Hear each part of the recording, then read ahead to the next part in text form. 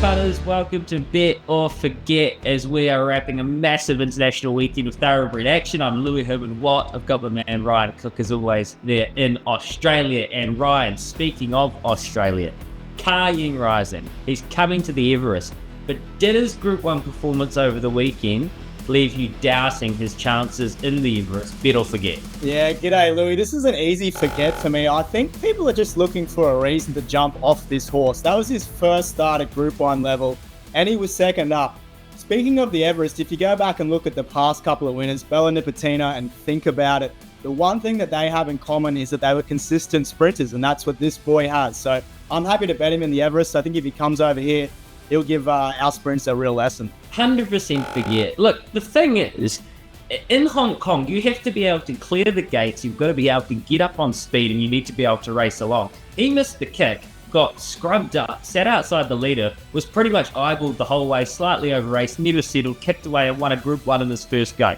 Horses don't do that. Big forget for me. Moving on though, the Australian horses up in Hong Kong. So, not good enough, bad luck, or wrong horses? Bet or forget? I'm going to bet this, Louis, and I'm probably going to get a lot of hate mail from some of my mates over here in Australia, but I don't think our horses are good enough, particularly in the staying ranks. If you go back and look at some of our staying races over the last couple of weeks, they haven't been that strong.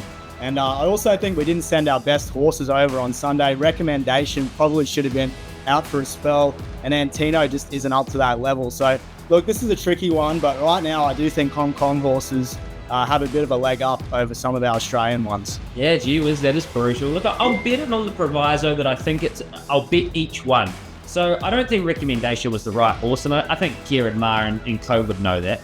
I think Antino, he never gets out of the gates fast. It's really hard work for him, and he got smacked sideways in the straight, bad luck. And you know, without a fight, like he's a Melbourne Cup, Caulfield Cup winner, but again, is he the right horse to be campaigning in Hong Kong?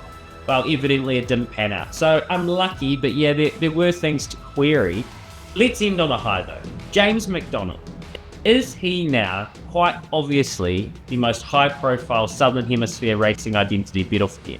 Yeah, this is another easy bet for me, Louis. I mean, he's probably the most trustworthy jockey at Group 1 level, especially. I think he had a couple of excuses back in the autumn where, fans were criticising him, and rightfully so, after slaughtering a couple of races. But look, he's outstanding. What we saw on Sunday was just the epitome of what he's all about. I don't know about the celebration sometimes where he stands up before the horses cross the line. We can talk about that another time, but yeah, he's the man. I suppose you want to steal Christmas from me as well then, Ryan. It's a massive bet.